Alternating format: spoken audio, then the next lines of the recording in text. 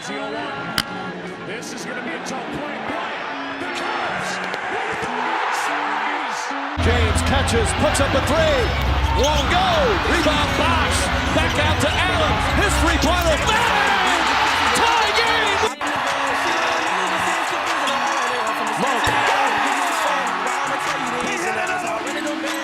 Back today, so I got time to be tripping and write no love song. Yeah, write no love song. We all experience love loss. Yeah.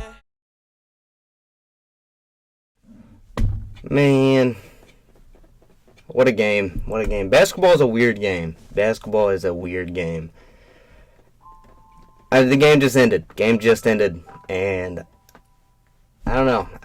I'm quite discouraged right now. You know, ones who didn't watch the game, Kentucky just lost to LSU in LSU 75-74. And we lost on a buzzer beater that was basically just thrown at the rim.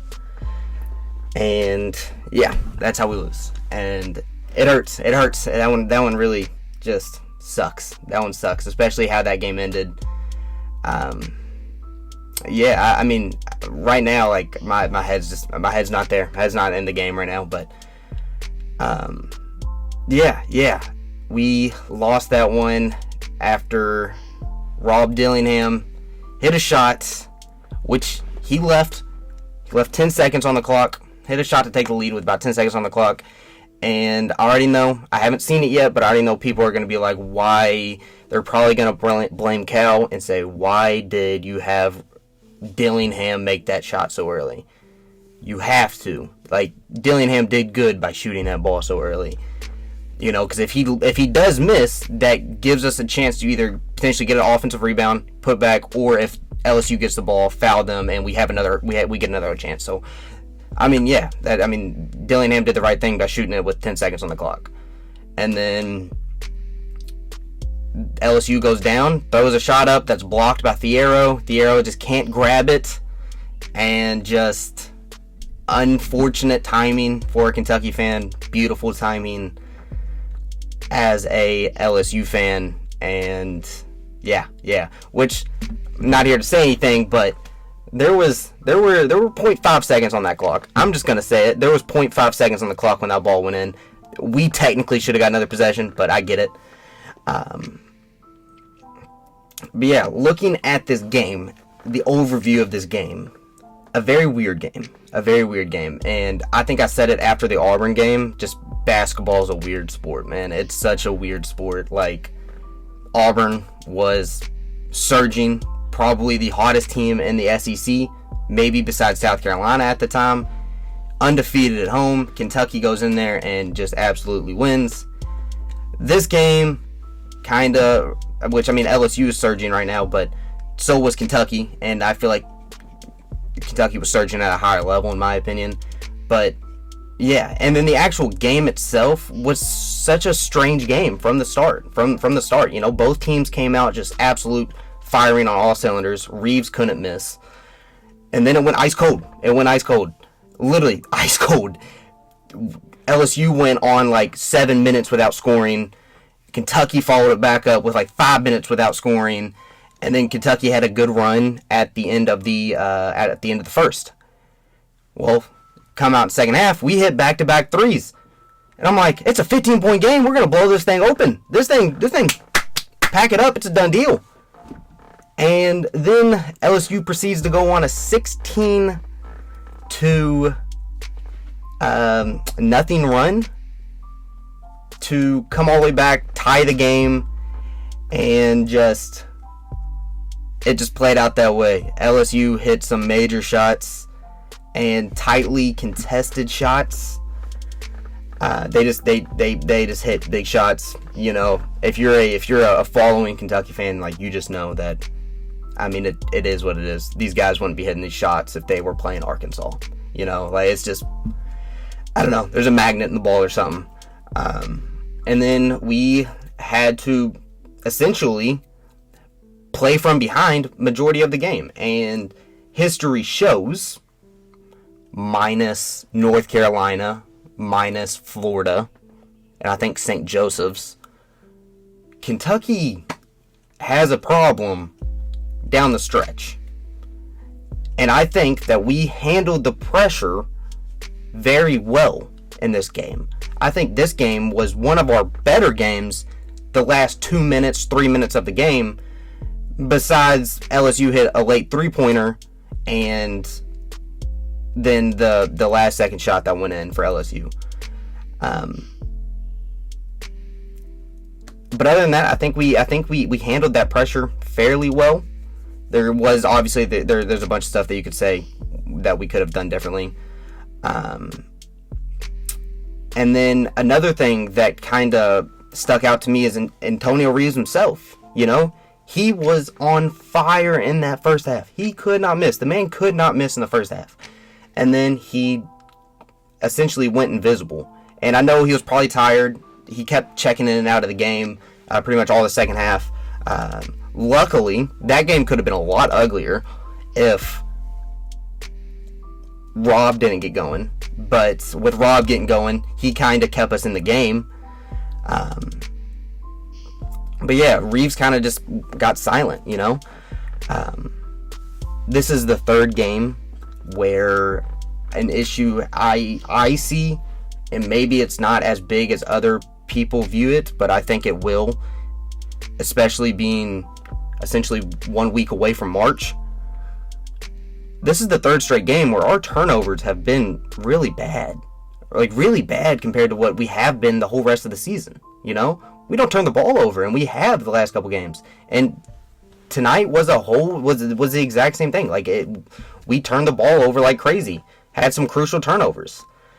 And I just, like, I'm curious. I don't understand it. I don't understand why. What has changed so much with our ball handling and just our basketball IQ to make us turn the ball over as much as we have the past couple games. We were up by 15 in this game. Up by 15.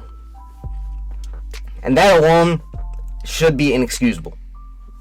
Honestly, it should be inexcusable. There's no reason for us to literally lose a 15-point lead, and that's not gonna want to be what people hear. And I'm sure the main person is gonna be Calipari. Calipari is gonna get the brunt of it, and it's just, I don't know. It's still just that one stings. If you can definitely tell, my emotions aren't there as much. I'm not as I guess energetic as I normally do, even after a loss. And this one's just like, you know what I mean? It's just one of the ones that hurt. It hurts. Things I did like. I liked Reeves in the first half. He was unstoppable.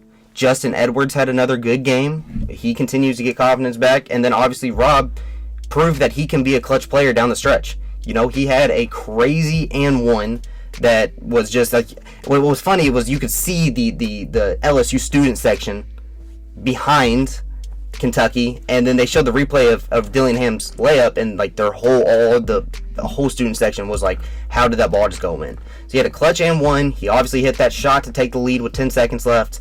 Rob proved that he can be a very clutch player. You know, we've seen it. I mean, Cal has trusted him with late shots down the stretch. A&M was a prime example where that one didn't go in. But yeah, I like Dillingham, and I think, obviously I love Dillingham, but I like Dillingham down the stretch more specifically. We saw some minutes from Jordan Burks, who I know is a fan favorite here. Jordan Burks saw some minutes, didn't do nothing too crazy, had a couple, I guess, decent plays, decent rebounds.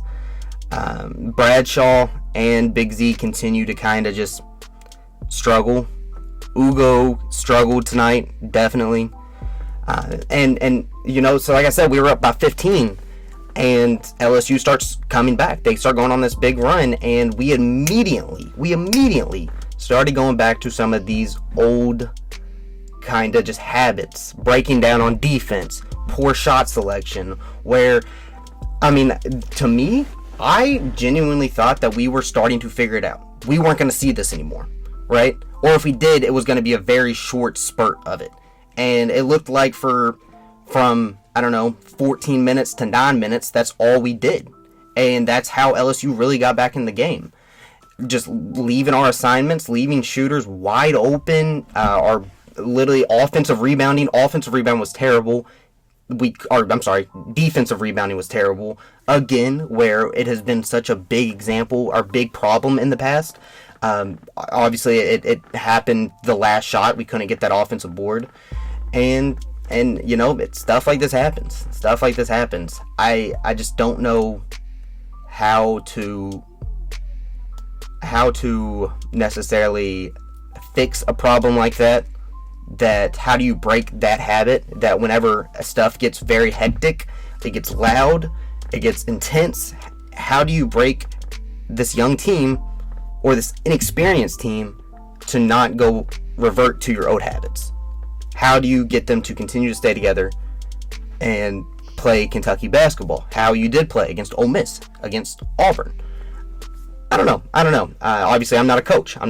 That's not my job. I don't know how to do it. I couldn't tell you how to do it. The last thing I do kind of want to talk about is the very unsettling struggle of DJ Wagner. He struggled pretty bad tonight. He finished the game with only 0 points. 0 points. He had 2 assists, 3 boards. And with Dillingham, with Wagner, his defense is there. He's an aggressive, up in your face defender, and I like that. I do like that. But I was so high on him whenever Wagner was out, because I was like, Wagner's our best playmaker. He helps us get the offense rolling, especially when it needs help. And tonight he wasn't. And like I said, his defense intensity was there. It was there. But just offensively, and I'm not even talking scoring-wise, because we don't even need him to be an elite scorer. Obviously, if you have an open shot, you need to hit him. But, there was nothing. He provided nothing on offense. And it was very discouraging because I was so high on him, especially that time when he was out and we were, middle of our bad stretch. So, I hope to kind of just follow up what he looks like come Saturday. It's going to make Saturday a lot more interesting, I'll tell you that much. Again, no Trey Mitchell, which I can already hear it. I can hear it, that if Trey Mitchell was playing, we would have won this game. He would have blocked that shot and got the rebound and whatnot. There's a chance, but that's just a big what if at this point. It's final. The game is what it is. But now we gotta shake it off and just look forward to Saturday, which really makes this a long 3-4 days until Saturday, because I'm ready to get back at it already. It's just I feel that way. But yeah, we have a pretty tough game against Alabama, who is the SEC leader, who just came off a huge win against Florida in overtime, which was a crazy game in itself. I was watching that while I was at the gym. And Alabama, just like Auburn, is going to be ready to play. They're going to be ready to play. They're going to be physical. They're going to hit big-time shots. Same with LSU. LSU hit big-time shots. And, it is at Rupp. This year, does that really matter? I don't know. Not here to say that. But, yeah, we have a big game on Saturday. I hope that Trey Mitchell can play. I hope he's ready to go. And I hope that Cal tells them that, look, we can't break into these old habits again. We have to revert to the Auburn game, the Auburn Kentucky, the LSU or the Ole Miss Kentucky. I don't know. 48 points in the second half, led off by LSU, who won't even sniff the tournament, is just very discouraging, because I was 100% certain that we were going to just handle business tonight. I knew it was going to be rowdy. I said that last video. I knew it was going to be rowdy, and it was. They stormed the court. The second time we've had the court stormed on us this year, which is insane. It's not like we were literally ranked 17, and they still stormed the court on us. But yeah, this does suck, because especially with Florida losing, this would have helped our seeding in the SEC tournament. And like I said, I want to get one of those top 4 seeds. I would love it. There's still a possibility. I think there's still 3-4 games left. So I mean, we'd have stuff to go. All right, we definitely have to beat Auburn. Or I'm sorry, we definitely have to beat Alabama. We more or less have to win out at this point. We have to win out, and that means a tough game in Tennessee still to come. But yeah, this one hurts, and I haven't watched any post game what Cal had to say, any players say. I mean, I looked at what Matt Jones said on Twitter, but he kind of overreacts at some points. But yeah, this one sucks. This one sucks. But we got to get ready for Saturday, and hopefully we bounce back. Hopefully this was just we can hopefully say that this was just a mishap game, that LSU just got lucky with that last second shot. But I don't know. We'll have to wait and see. But yeah, that's gonna just about do it for me here. And podcast might come, maybe. No promises on that. But what will come is my reaction to the Kentucky Alabama game. Saturday night or Sunday morning, one of the two. I will get it out to you all, definitely.